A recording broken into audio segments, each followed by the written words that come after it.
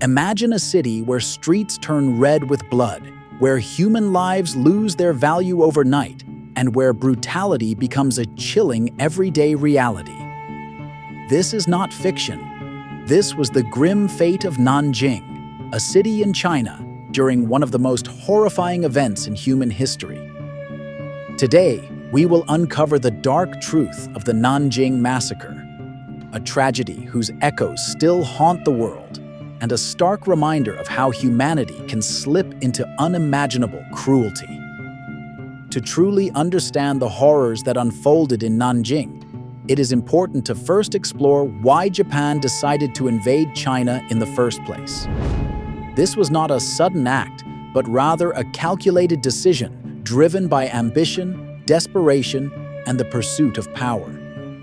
In the early 1900s, Japan was rapidly transforming into a powerful nation. After successfully defeating Russia in 1905, Japan proved to the world that it was ready to stand among the great powers. But this growing strength came with its own challenges. Japan is an island country, lacking in natural resources like coal, oil, and iron, essential for fueling industry and military power. Japanese leaders believed they needed these resources urgently to sustain their growing economy and military ambitions. Their eyes turned toward China, a vast country rich in natural resources and geographically close, making it an attractive target for expansion. Japan began its aggressive approach by first occupying Manchuria in 1931. Manchuria was particularly appealing due to its immense reserves of coal and minerals, which Japan saw as crucial to its economic stability. However, Japan did not stop at Manchuria. Driven by nationalist ideals and the desire for domination, Japanese authorities soon proclaimed China a region exclusively under their influence. This bold claim meant that no other international power could intervene in Chinese affairs without Japan's permission. These declarations were not mere words, they were backed up by force. Japanese troops began systematically pushing Chinese officials out of their territories, gradually asserting control over key regions in northern China. But Japanese ambitions went even deeper. Their government introduced the idea of the Greater East Asia Co-Prosperity Sphere. Officially, this was advertised as a plan to free Asian countries from Western colonial powers, promoting cooperation and unity among Asian nations. In reality, it was merely a strategic way for Japan to justify its dominance over other countries, asserting that Japan alone could guide the region to prosperity and strength. At the heart of this ideology lay a disturbing belief in Japanese racial superiority, fueling the idea that other Asian peoples were inferior and thus destined to be led by Japan. Meanwhile, China was struggling internally. The country was politically divided and economically weakened by decades of conflict and foreign interference.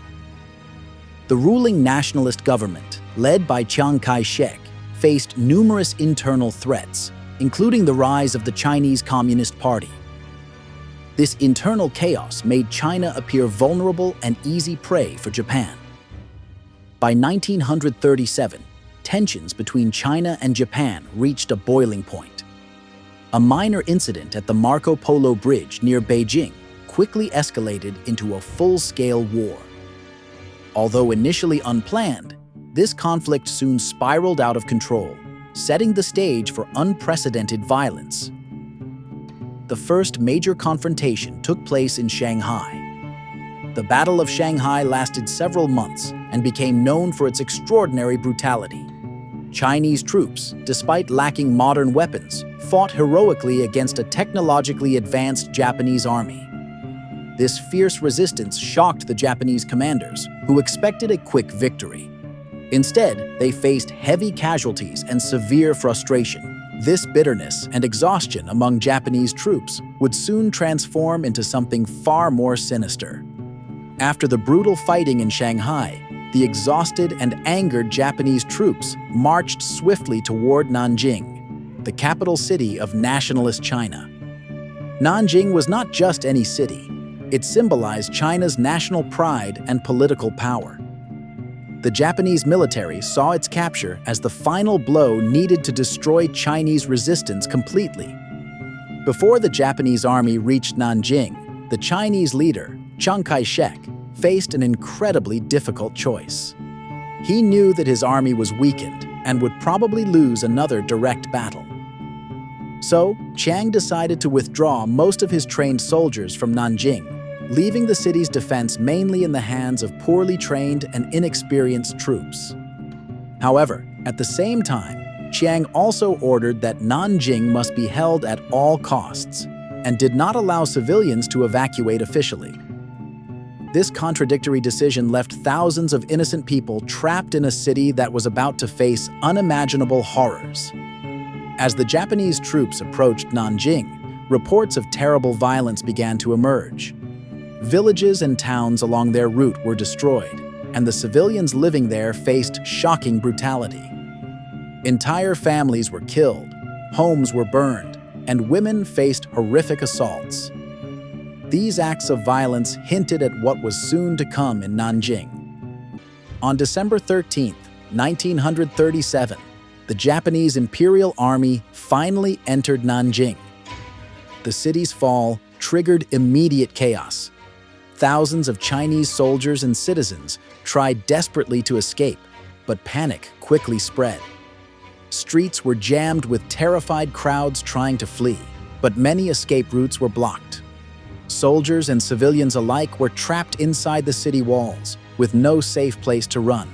Japanese troops wasted no time in unleashing unimaginable violence.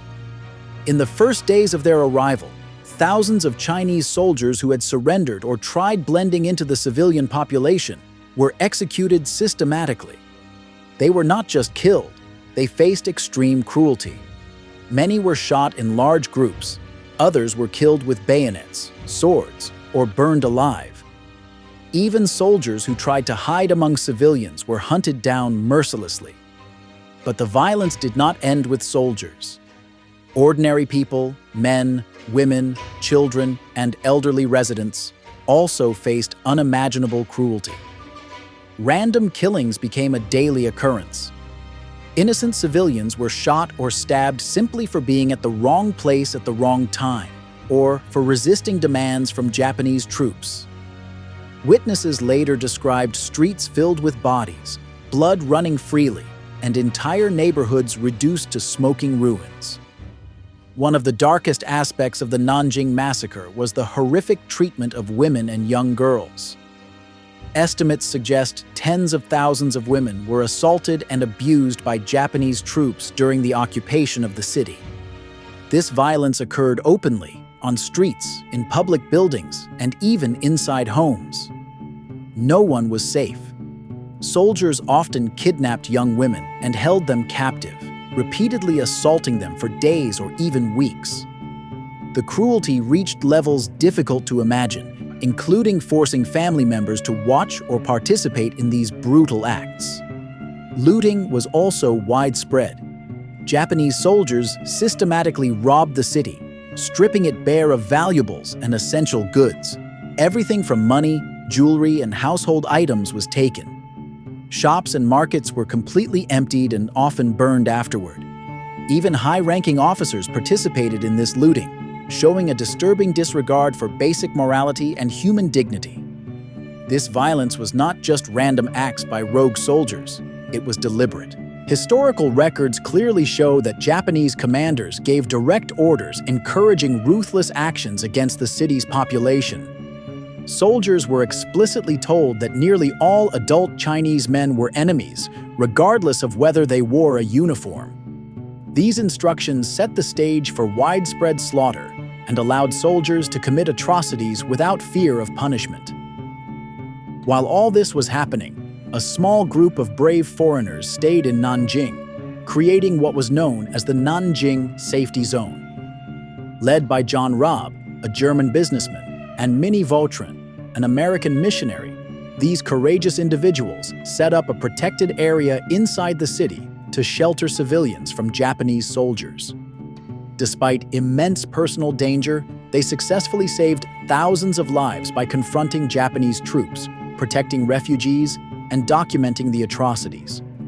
Their detailed diaries and reports would later serve as critical evidence of the massacre.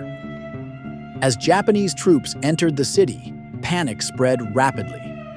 Thousands of desperate citizens found themselves trapped, helpless, and in immediate danger. Recognizing the urgent need to protect innocent lives, the International Committee for the Nanjing Safety Zone. Their goal was straightforward but daunting: to create a protected area inside the city, safe from the violence and cruelty unleashed by the invading forces.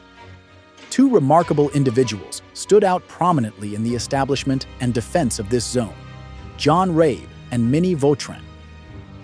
John Rabe, a German businessman working for Siemens in China, served as the chairman of the Safety Zone Committee.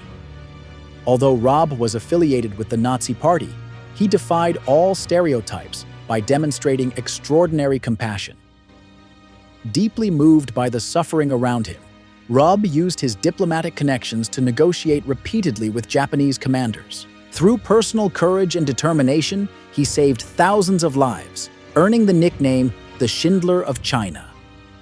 Rabe meticulously documented everything he saw in diaries, describing horrifying acts committed by Japanese soldiers. His notes, letters, and photographs provided crucial evidence that later helped bring justice to victims and survivors. Despite facing constant threats and personal danger, Rabe never wavered. His tireless efforts transformed him into a beacon of hope for countless citizens in Nanjing, who lovingly called him the living Buddha. Another inspiring figure was Minnie Vautrin, an American missionary educator at Ginling College. When the massacre began, Vautrin turned the campus into a large shelter, housing over 10,000 women and children. Known affectionately by local residents as the Goddess of Mercy, she worked tirelessly to protect those seeking refuge.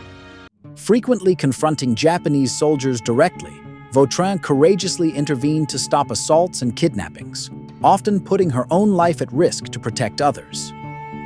Like Rabe, Vautrin carefully recorded her experiences in diaries. Her accounts vividly detailed daily life inside the safety zone, including both the horrors faced by refugees and the incredible resilience they showed under unimaginable circumstances. Minnie's bravery, empathy, and selflessness became legendary. Even after the massacre ended, her emotional scars persisted, reflecting the immense toll this responsibility took on her mental health. Other foreigners also made significant contributions to the safety zone. Dr. Robert Ory Wilson provided crucial medical aid at the university hospital, tirelessly treating wounded civilians with limited resources.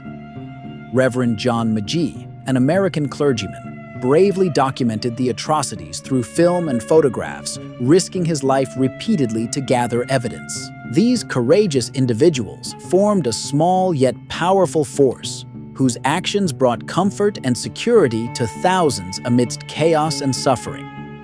Yet, the safety zone was not completely immune to danger. Japanese troops often violated its boundaries, entering at will to seize young men suspected of being soldiers.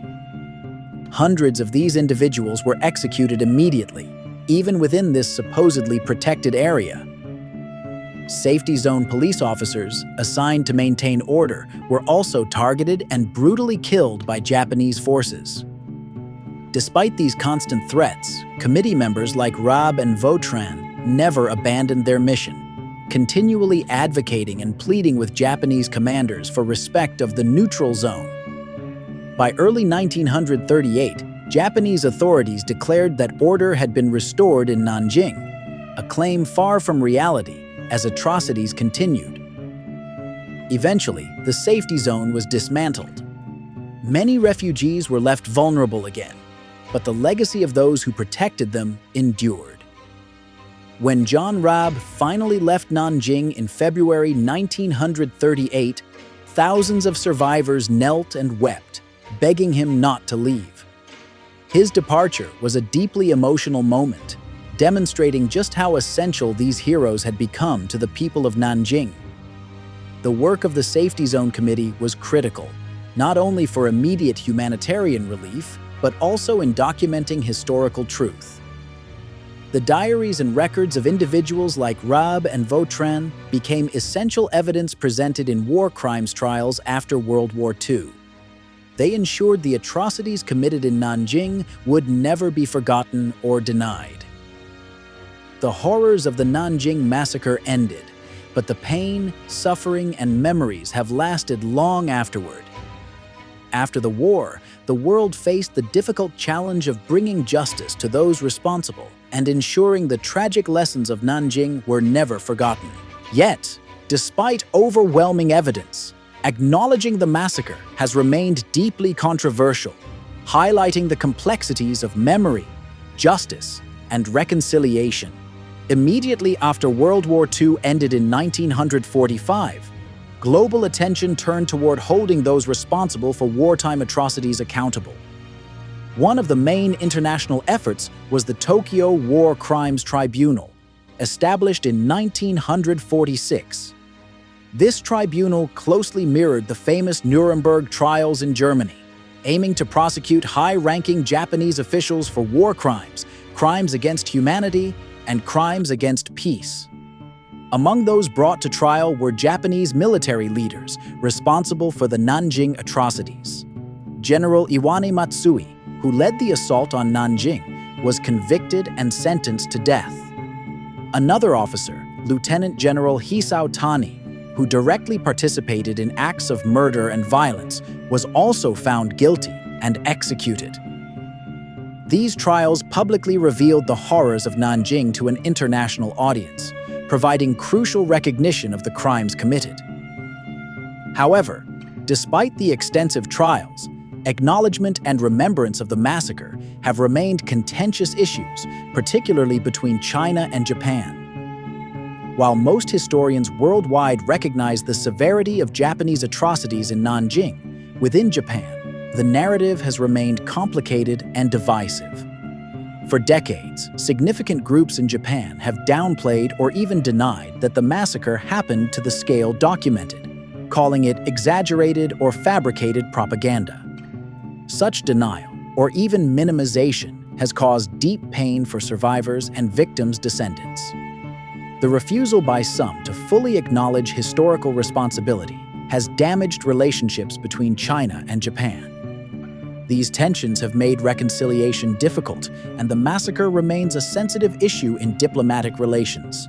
One reason for denial stems from Japan's struggle with national identity and pride, as many view acknowledging the massacre as shameful or dishonorable to their nation's history.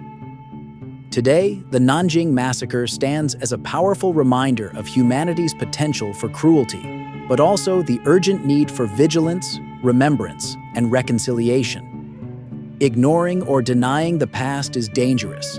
It leaves the door open for similar atrocities to happen again. By openly acknowledging painful truths, society takes a vital step toward healing and preventing future tragedies. The story of Nanjing is not just about the past. It is a lesson about the present and future. It teaches us about the importance of empathy, compassion, and accountability. It reminds us that even in the darkest times, humanity can choose bravery and kindness. By keeping the memory of Nanjing alive, we ensure the innocent victims are never forgotten, their suffering not in vain, and that future generations recognize the importance of peace, respect, and the unbreakable dignity of human life.